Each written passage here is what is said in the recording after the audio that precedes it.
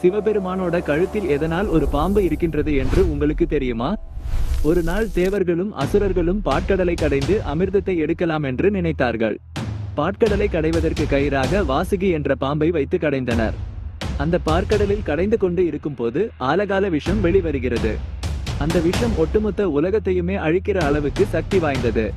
இதை தெரிந்து கொண்ட தேவர்கள் அனைவரும் சிவபெருமானிடம் போய் உதவி கேட்டனர். சிவபெருமான் இதை கேட்டவுடன் அந்த ஆலகால விஷத்தை குடித்து விட்டார். இதை தெரிந்து கொண்ட பார்வதி தேவி சிவபெருமான் கழுத்தை மிகவும் கெட்டியாக பிடித்துக் கொண்டார். சிவபெருமானோட கழுத்தே நீல வண்ணம் ஆகிவிட்டது. இதனால் தான் சிவபெருமானை நீலகண்டன் என்றும் கூறுகின்றனர். ஆனால் பார்வதி தேவியால் மிக நேரம் சிவபெருமானுடைய கழுத்தை இறுக்கமாக பிடிக்க முடியவில்லை. சிவபெருமானோட தீவிர பக்தனான வாசுகி பாம்பு சிவபெருமானிடம் வந்து, உங்க கழுத்துல இருந்து அந்த விஷம் கீழே இறங்காம நான் வந்து இறுக்கமாக பிடித்துக் கொள்கிறேன் என்று கூறியது. இந்த விஷம் சிவபெருமானின் உடம்புக்குள் போகக்கூடாது என்று வாசுகி பாம்பு சிவபெருமானின் கழுத்தை சுத்தி கொண்டது. வாசுகியோட இந்த தியாகத்தை பார்த்த சிவபெருமான் நிரந்தரமாக வாசுகிக்கு தன் கழுத்திலேயே இடம் கொடுத்தார். உங்களுக்கு சிவபெருமானை பிடிக்கும்னா கமெண்ட் பண்ணிட்டு நம்ம சேனலை ஃபாலோ செய்து கொள்ளுங்கள்.